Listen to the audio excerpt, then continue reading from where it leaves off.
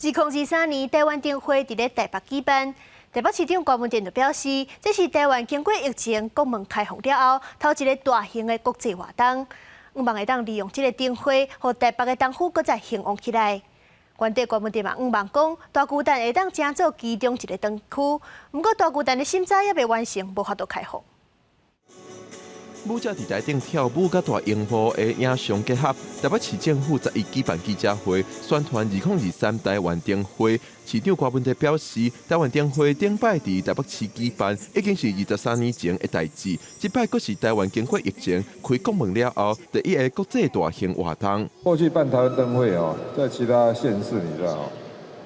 他就找一个几公顷的空地哦，就在上面办。可是台北市要找那个几公顷的空地哦来做，找不到。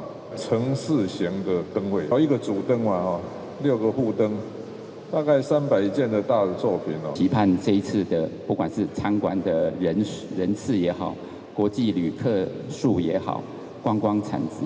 都能够更胜以往。2023台湾灯会分做4个灯区，分布伫台北市东区、国父纪念馆、松山文创园区、甲树树南村。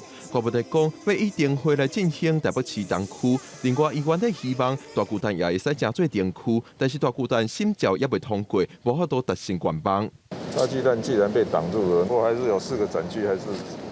照样布展的，只是说中间那个动线会变得比较不好。审一个防火避难性审查，审到现在还没下来，从去年4月到现在有多久？1年半了吧。内政部表示，大巨蛋心照流程还咧行，目前是消防署咧进行防火排烟项目的审查。另外，交通部11发新闻稿宣布，2024、2025年台湾灯会举办县市分别是台南市甲桃园市。记者郭文祥随台北报道。